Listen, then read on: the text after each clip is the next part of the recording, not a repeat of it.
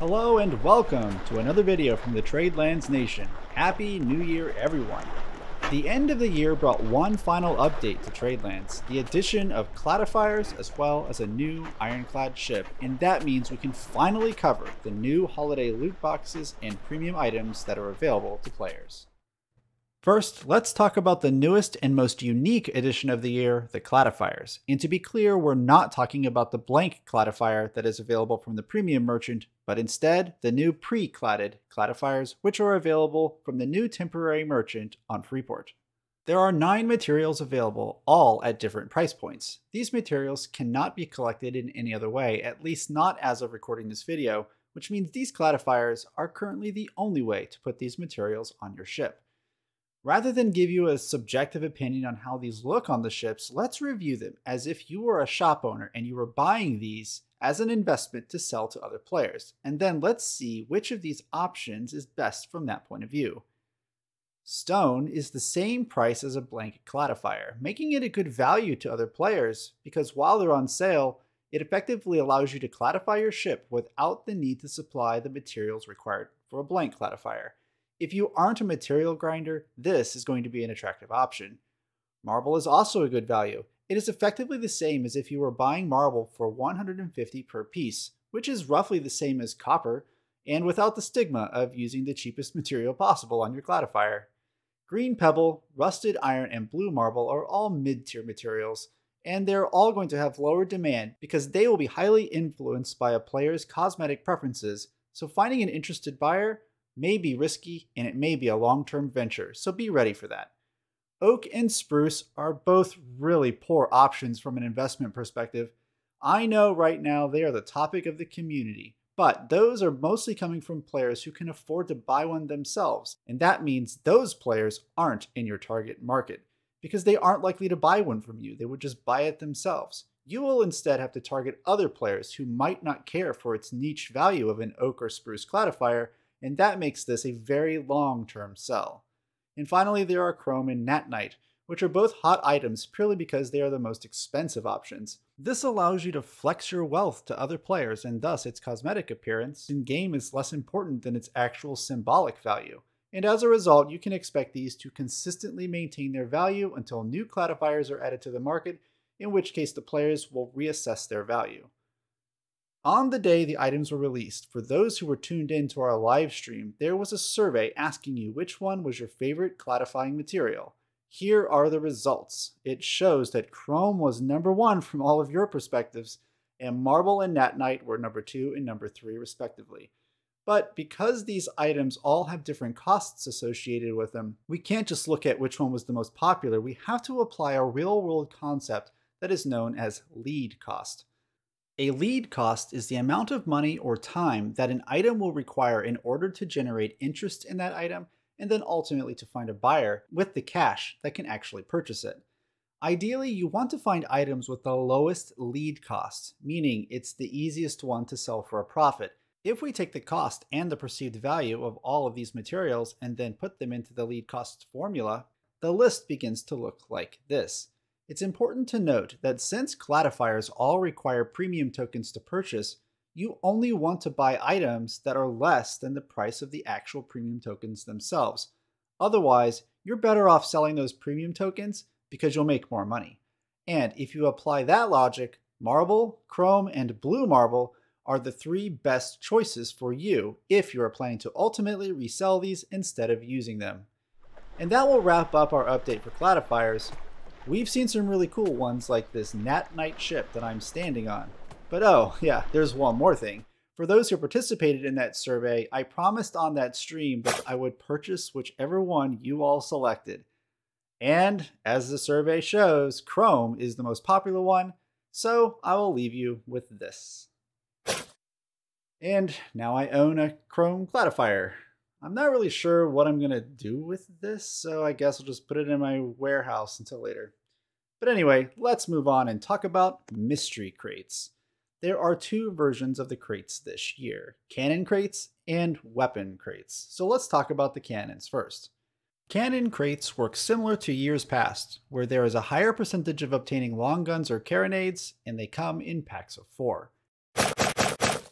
However, in past years, cannons also came in light, medium, and heavy calibers, whereas this year's cannons are all universal, meaning you can use them in any slot. This is a big deal if you're in the cannons. In past years, you had to contend with the fact that if you got the material you were looking for with the cannon, there was still a good chance that the caliber was wrong, which meant that you had to decide if your ship's cosmetic or combat performance was more important to you. Now you can focus on cosmetic appearance alone, which will make them a lot more valuable in the future. And continuing on our theme of looking at these with an investor's eye, these are an incredibly good value, and we are doing our part by purchasing as many of these as we can. On the other hand, weapon crates have been met with some mixed feelings in our group. I'm going to break with the trend here and tell you that I personally appreciate the fact that they have simplified the list of obtainable items. The Halloween crates did the same thing, by the way, and they removed all of the items you could otherwise craft in-game. People who are most vocal in their frustrations are the glowy shop owners, who are planning to replenish their stocks with these crates, and the combat-focused players, who are probably frustrated with the low percentage of getting legendary glowies, which means they're going to either have to pay more for them or they're going to have to be a little bit more conservative when they use them themselves. I can attest to these being real problems, by the way. I have a warehouse full of these sleigh bells, and I have no idea what I'm going to do with them.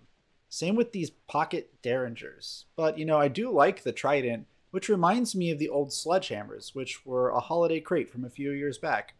But if you are a shop owner, the real game changer in terms of how valuable these crates may be are going to be these axes and pickaxes, which may, and I stress may, make up the difference in the removal of all of those common weapons, and they may even provide a bigger value to you if you think about the long game.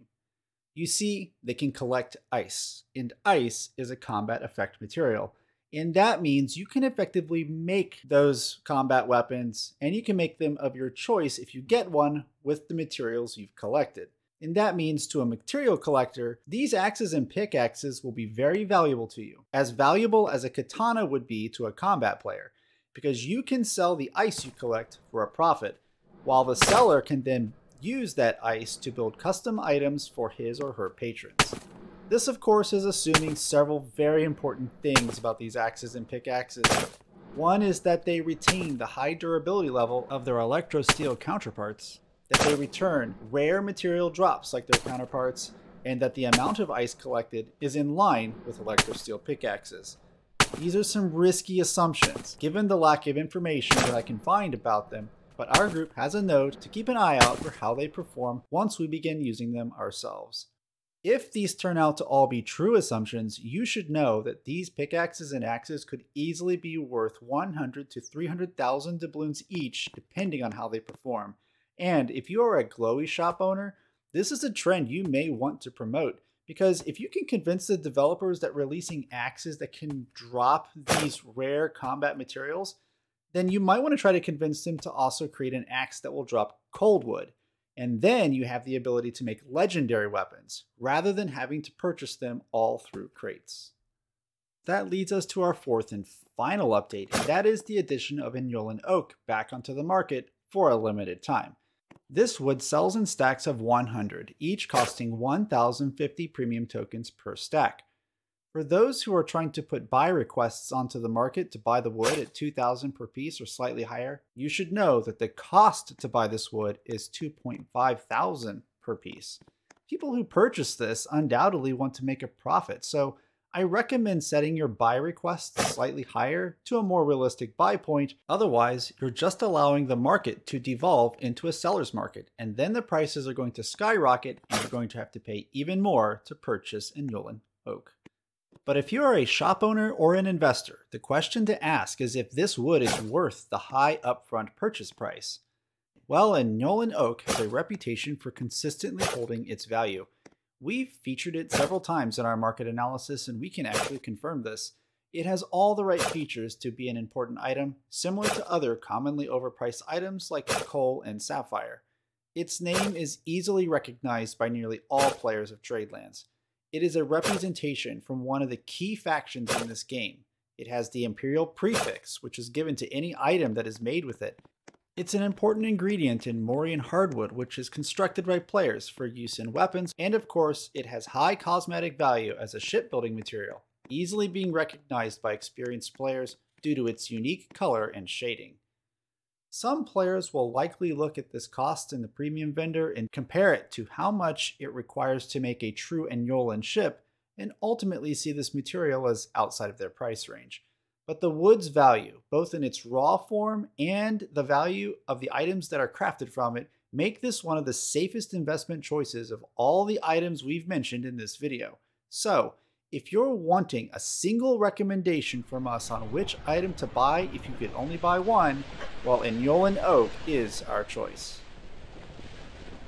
I want to give a big thank you to all of my fleet mates who made these videos possible, and to all the players who encouraged me to keep making these videos, even made suggestions on what I should record, and to those who made this experience in-game extremely enjoyable. I'm really looking forward to what Tradelands has to offer in 2023, and we do have some really high hopes for this game. You should know that on December 23rd, we had 1,862 unique visitors on our Tradelands Nation website, capping off an amazing moment for us to celebrate over the Christmas holiday, so thank you.